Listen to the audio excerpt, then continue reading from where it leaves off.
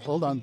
Okay, hold on. Hold on, folks. Let me just finish before you attack me. That was Premier Doug Ford back in March, facing questions from the media about changes to freedom of information laws.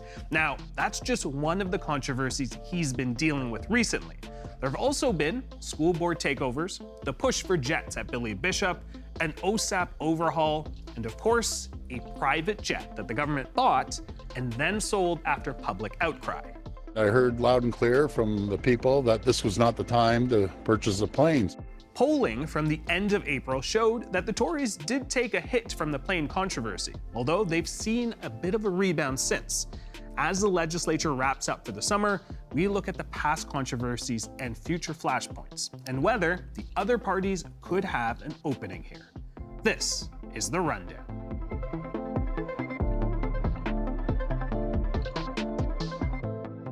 OSAP, school boards, airports, and jets. The Ford government has been making some big moves and facing some big pushback.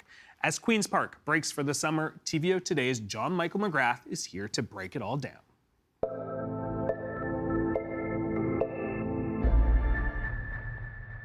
John Michael, great to have you. How are you doing? I'm good, thanks. How are you doing? I'm doing well. Let's talk. The spring legislative session is ending. What noteworthy bills have been passed that we should know about? Well, there's been a few bills and other legislative matters related to the government's proposed expansion of the Billy Bishop Airport here in Toronto. They are now looking to declare that a special economic zone, which, given the powers that the government has previously given itself, will give them very broad powers with that.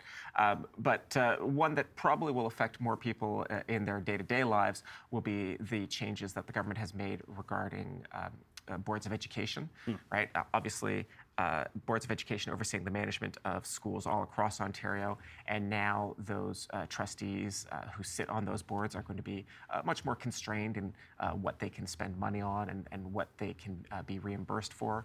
Some of those issues that we've discussed on the show before will include things like travel expenses. Obviously, there were a handful of very high-profile cases last year that the government wanted to ensure do not happen again. And then, we have to talk, I think, about the government's changes to freedom of information legislation. Bill 97? The bill substantially narrows what the public, what kinds of documents the public can get access to. Functionally, it means that basically nobody in the Progressive Conservative Party, any document that is in the hands of either a minister or their parliamentary secretary or their political staff, it can be accessed using the provincial freedom of information law. That doesn't entirely foreclose freedom of information requests, but it has substantially narrowed it, and we're already seeing the effects of that, both in terms of the journalism inquiries that have been made, and we will see that the effects of that ripple outward throughout the system. Anything on correctional facilities and their capacity as well in the province? Right. So the government has made this part of its, they're expanding the meaning of Protect Ontario. They have pivoted to a community safety message, particularly in the last few months, and they are interested in expanding the number of correctional facilities that are provincially run. This has a interaction, I guess I would say, with the government's complaints about people being released on bail. Provincial jails are where people who have not yet been convicted of a crime are kept, and one reason why people do get released on bail is because Ontario's prisons are extremely and dangerously overcrowded. Right. So one way for the government to put its money where its mouth is to keep people behind bars and not released on bail is to expand the prison system, but that is a lengthy and expensive process. Well, as you mentioned, the session was not without its controversies. The Ford government has faced some high-profile issues. Let's go through a few. As you mentioned, let's start with the FOIs. Ford's phone records. Yes. Tell me a little bit about that. Right, so this was a case that was going on for many years. The Premier does government business with his private phone and does not use his government-issued phone. And so journalists at Global News had used the Freedom of Information law to get access to his phone records. the Information and Privacy Commissioner and then two separate courts said that under the law, as it is written, the Premier had to, or as it was written, I should say, the Premier had to release his phone records. When that court decision came out from the Court of Appeals, the government seems to have decided that they would just rewrite the law. And that's how we got the changes in legislation that we saw this spring. That has obviously been controversial. Anytime you constrain what the public has access to in terms of these types of information, it looks bad.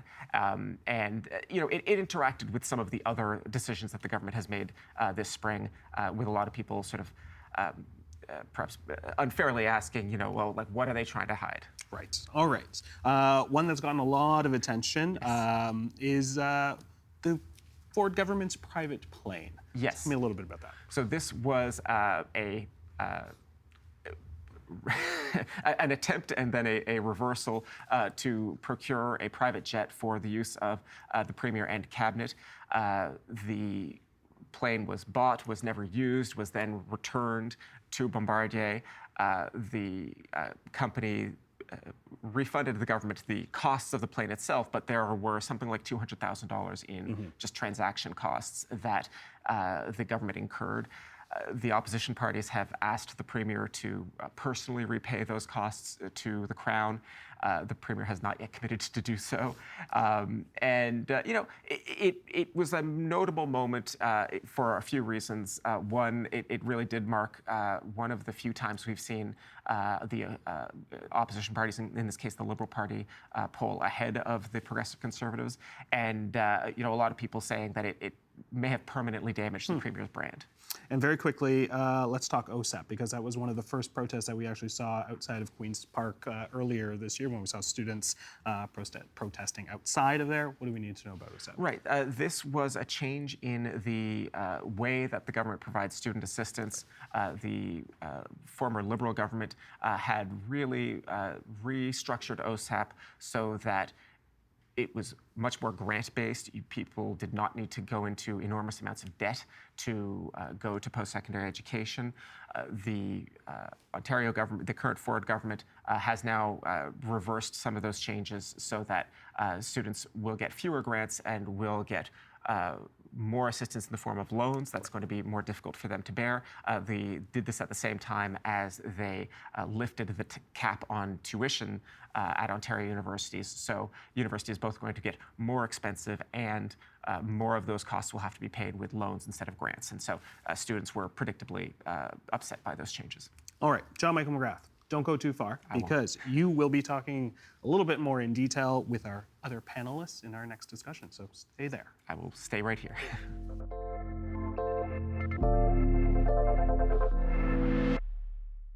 How are voters feeling about the Ford government?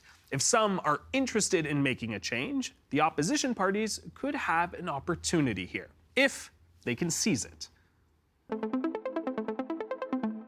Kim Wright is a longtime NDP consultant and principal and founder of Wright Strategies. Andrew Perez is a principal at Perez Strategies and an Ontario Liberal strategist. Michael Taube is a columnist for several publications, including the National Post and Troy Media. And TVO Today's very own John Michael McGrath is back again. Great to have you all in studio. Michael, great to have you on the line. John Michael, we're going to start with you. How would you characterize the spring legislative session? Really got derailed by the matter of the Premier's purchase and then return of the private jet. I think that that eclipsed a lot of some of the other more substantive measures that the government was trying to address. It did some pretty obvious political harm to the Premier's agenda and perhaps more permanently to his brand. But, aside from that, there were actually some substantial measures that did get passed. Things like changes to OSAP, municipal accountability legislation, changes to school boards, those kinds of things. So there was some productivity there. But if you are the kind of person who unlike myself, is not paid to pay attention to Queen's Park. I kind of suspect the only thing you heard from Queen's Park this spring was about the private jet. Private jet, private jet, private jet. Michael, as we talk about private jets, we know that Doug Ford backtracked on that, but dug his feet in on the release of his cell phone records. Is he picking his battles?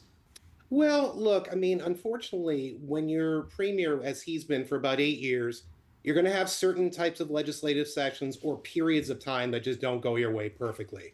When it comes to that, there's always a risk that when a government does not reveal information, personal information that may be in, an iPhone, a handheld device, within your computer, etc., you're taking the risk that you're hiding something from the public, even when you're not.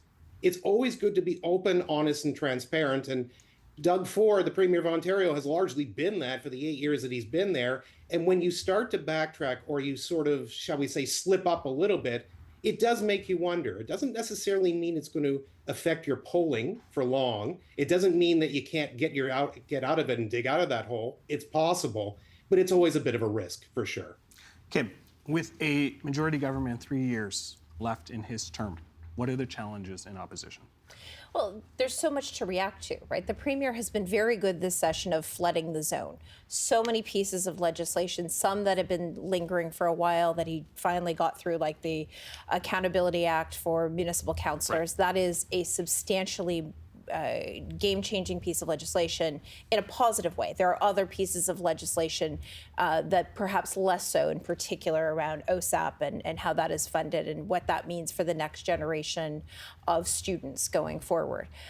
So they certainly had a very busy legislative agenda, so there's lots for the opposition to react to.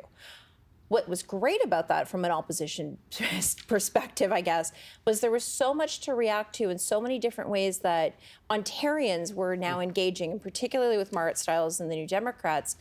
They've been able to respond with lots of emails into the Premier's office, directing people of how they can get involved.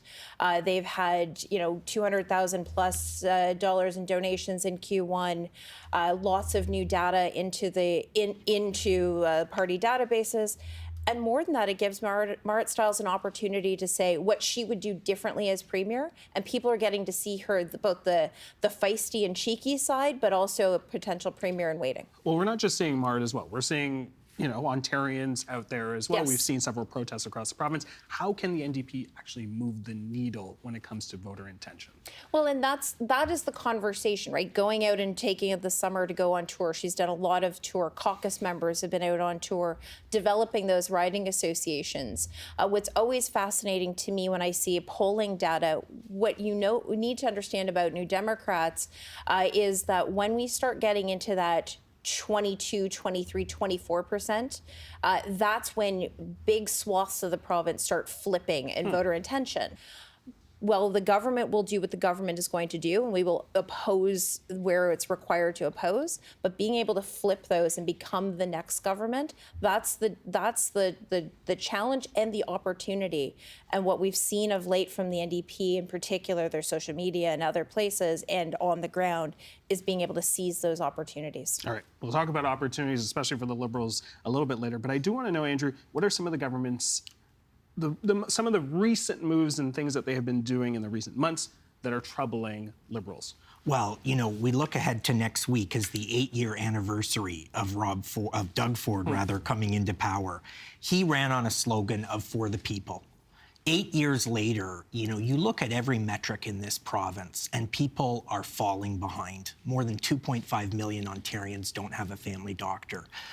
Unemployment in Ontario is among the highest in Canada at 7.5%. Youth unemployment is 16%. We're heading into the summer months. Thousands and thousands of young people won't be able to find work. Doug Ford's, rammed in changes to OSAP to increase the loan portion versus the grant portion, which will make it harder for young people who are already struggling to secure employment, to secure post-secondary education. And so what we see with this government is a consolidation, increasingly a consolidation of power around the Premier's office and the cabinet, whether it was the Greenbelt scandal, the Human Resources slush fund and other policies, amending the Freedom of Information Act that's been in place for 40 years to make it near impossible for journalists, citizens, and the opposition to hold the government to account. And we also see this with Bill 101, consolidating power around the education minister, taking that power away from school board trustees, reducing the number of school board trustees, reducing their salaries, and taking influence and power away from local officials closest to the people and putting it in the hands of the premier. All right. I should mention that TVO is an agency of the Ministry of Education. Anytime we talk about the Ministry of Education, I'd like to bring that up just so our viewers know. Michael, I want to get your thoughts on what was being said here. We talked about consolidation. What are your thoughts? Consolidation obviously is a major issue, and it's a major issue for every government, no matter its political stripe. This is naturally something that they have to be careful with, and this was a difficult session for the premier. I'm not going to sugarcoat it. It was. So when it comes to consolidating the program, I mean, there have been lots of good things, there have been some bad things, but really, as we'll probably talk about a little bit later, Doug Ford's poll numbers, in spite of it all, are still pretty good. And when you think about it, that's sort of like the Teflon prime minister we used to talk about. Well, this is the Teflon premier in many ways, because even when he drops like a stone, somehow the stone comes out of the water magically, and he's back up, because he's now back up by more than 10 points. Michael, right on cue. All right, let's look at the most recent polling done by Abacus. This is on May 20th. While the jet controversy was happening, Conservatives and Liberals were neck and neck, as we talked about, but this newer poll shows voter intention still leaning 41% for the Progressive Conservatives. Then we got 31% towards Liberals. NDP, 17%, a little lower than what we were talking about, that 20. And the Greens and other at just 5%. John Michael, how do you evaluate these findings? I'm not surprised by a rebound for the Progressive Conservatives. I think we have seen this pattern before with Doug Ford, where, he, this is going to maybe sound kind of mean, but he's very practiced at this point for apologizing. He has had these moments before where there's been a crisis and he has come out and he said mea culpa, and voters have tended to take that at face value and basically forgive him. What I think is going to be what we don't yet know, and what we're going to have to wait and find out, is whether this has put a lower ceiling on Progressive Conservative numbers going forward. Has he permanently alienated some increment of voters who, were not ready to consider the Liberals or the NDP yet in a future election, but are now going to be more open-minded? And how that. Obviously the NDP have a leader and they're moving forward with their strategies. The Liberals will pick a leader moving forward. And, this is all going to be dynamic over the next 2 to 3 years. Kim, you talked about Marit Stiles' visibility. How frustrating is it to see those numbers where we're at 17%? If we weren't doing the other things like raising a lot of money, and in particular small donation money, those are individuals that change a movement, change a trajectory of the conversation. So when at some point, when we do go back to the electorate, being able to have that army of people ready to support and engage, that also allows us to build up those riding associations, find more spectacular candidates locally, train and do all of those grassroots work. That is what you need. Viewers will know that that's part of the democratic and campaign process. Is it always frustrating when you look across the aisle and know you could probably do it better? Absolutely. And that's where you develop the opportunity for Marit to become premier. They've had some pretty extraordinary last couple of months in particular. Really great work that's been done on issue campaigns. We look at some of the work that she's been doing around changing taxes off of some of the grocery items, pre-prepared foods versus non-prepared. Really practical things to help Ontarians where they're at and where they're struggling. And one of the great things that Marit has going for her is her ability to not only talk at a high level, but where people are at and with them, and really not a quote feel your pain, but actually engage where people are at. And that Newfoundlander side of her certainly comes through. And it's great to have a leader who is both empathetic and can really work through a high level policy. Andrew, I am curious. I want to pick up on something that John Michael said, which was, perhaps looking at those numbers, that perhaps Ontarians have forgiven Doug Ford. I'm curious. Do you think that is the case here? I'm not sure. And as we know, polls are a snapshot in time. A month ago, we had another abacus, and a liaison poll, which put the two parties, Liberal, neck and neck. One had the Liberals a couple points ahead. As we head into the summer, yes, it's true, Ontario Liberals are headed into a robust leadership contest, but our interim leader, John Fraser, and our 14-member caucus continues to punch above its weight, I would argue, having more impact than the official opposition NDP. Ontario Liberals are not going to let up on this government. We're not going to let the Ontario people forget that in the depths of an affordability crisis, when millions of Ontarians can't afford the basics, food, gas, rent, the basics in this province, not things that have historically been a luxury in Ontario, the bare minimums. Millions of Ontarians can't get by, and what did this premier do? He bought a $29 million jet for him and his government. And when we pointed out that this was absolutely egregious, he didn't even apologize. He said it was a communications error. With all that being said, how can the Liberal Party capitalize? With, as you mentioned, you've got this leadership race. You're second when we look at the polls. Yes, a snapshot, but how do you capitalize on those polling trends? I think the leadership race is going to help that. We currently have 4 candidates, 2 from within the caucus, 2 from outside the caucus. And I think this is going to be a competitive race. It's the first race in years in which there's not an heir apparent. And it's also the first race in years where we have 2 major candidates from inside the caucus. And I know that's exciting the party grassroots.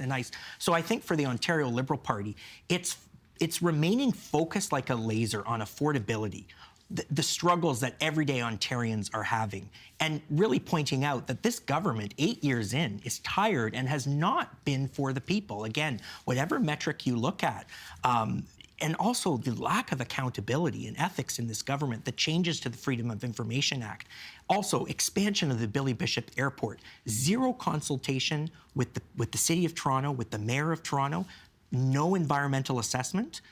It's a land grab, and I think Ontarians writ large are very concerned. Before I get to Michael, I think it's only fair that I get you to respond to what Andrew had to say there.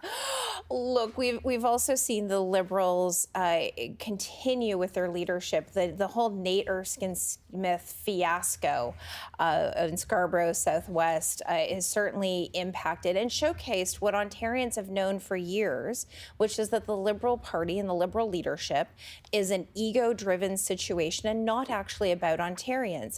I mean, look, Nate Erskine-Smith became the epitome of whiner, not a winner.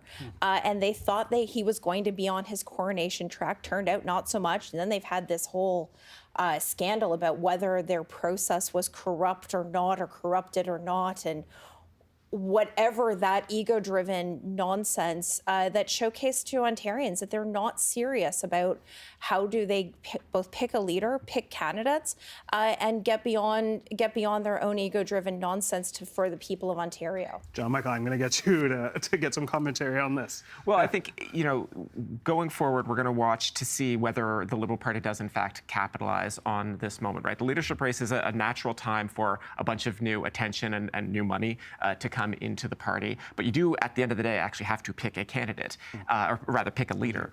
And, without wanting to disparage, either Stephen Del Duca or Bonnie Crombie, they did not win the elections that they led the party into.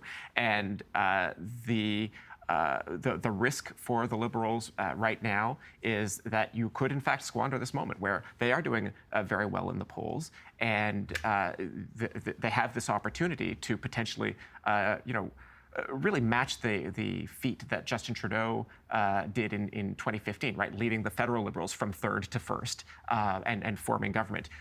That's within the realm of possibility for the Ontario Liberals, but it's going to be immensely dependent on who they actually pick as a leader and if that person can really do what's going to be several years of hard work. All right, Michael, I'm finally going to get you in here. Sure. I do want to talk maybe about the government in power today. Help me understand a little bit. Does this government have anything to worry about with voter sentiment? As John Michael and Andrew were talking about, has this government been forgiven? Yeah, I mean, John sort of touched on the issue that Doug Ford is very good with apologies, but I've written about this. Most politicians, as we know, and all of us at the table know this, are not very good at apologies. It's very difficult to say, I was wrong, or, use the line Henry Winkler had in Happy Days for his character, the Fonz, I'm wrong. They just can't seem to get to that stage and do it. And I understand why. You don't want to look weak in front of the public. You want to look like you're a strong leader who understands the direction that he or she is going to take. In this case, though, I think that the Conservatives can be forgiven because, A, Premier Ford is easily forgiven because he's honest about things. And even if you make mistakes, it's best to admit when you're wrong and move forward. I like that. And secondly, aside from what's being discussed here, the polls basically are a snapshot, as Andrew correctly said. But I mean, I agree with certain things that Kim was pointing out as well about the Liberal leadership race, based on the fact that the Liberal Party right now is rudderless. They can say whatever they want. They're rudderless. They don't have a leader. The 31% that you see in that poll, historically, if you look at polling data, it's the idea or thought that they're in favor of. Once a leader is actually established, whoever it may be for the Liberals, and we'll see in time, if it was someone like a Nate Erskine Smith, who's the most polarizing figure they have in the political movement provincially, that would have been disastrous. I think they can choose better, but that's up to them. But for this government overall, I think that they are seemingly moving on the right track. They're in the 40s. When you're in the 40s, historically in Ontario, the PCs usually sort of max out around 45, 46, 47%. So 41 isn't too far off. I think they're heading in the right direction. And for that reason, I think that as long as Doug Ford stays with sort of his Ford Nation model of conservatism, populism, and retail politics, which I talked about, and I think really for him is some of the best things that he can do, be a man of the people, speak the language of the people. Don't buy, as we say, the gravy plane, the $28.9 million plane. It was a bad move to make, and I'm glad they sold it back to Bombardier in spite of what's going on. Keep at the level and keep following the path that you have to this point, because you've had 3 straight majority governments. You've got the magic formula. Keep it up. Don't change. Don't shift. But when policies come up that you have to deal with, do it with a smile. And if you have to apologize, I don't have an issue with it. Andrew, you're going to get the last word. As we head into the summer and fall, what's the main sort of integrity or transparency challenge the Ford government has on its plate? It's a continual trend that this government, and it's intensified over recent years, to cover up decisions. And I think to address Michael's point head on, this, shucks, we made a mistake, I'm going to walk it back, that may have worked for the first or second term. This is a third-term government, will be in power for a decade at the time of the next election. I hope and I'm confident this is going to be a change election. Ontarians want change. Ontarians aren't able to get by in this economy. The Ontario Liberal Party, and I'm confident that the leadership debate will bring this out, is a genuine debate about how we can strengthen healthcare and education in this province, because both are in a state of utter disrepair because of the decisions of this government, who's underfunded the education system, for example, by $6.3 billion over the last 8 years. And so I think what Michael's saying might have worked in the first or the second term, but Ontarians want answers, and they're not going to accept these answers from Doug Ford anymore. They want change. We will have to leave it there, but we will continue to follow this story. Michael, Andrew, Kim, John Michael, always a pleasure. Thank you so much for this. Really appreciate it. Thank you. Thank you.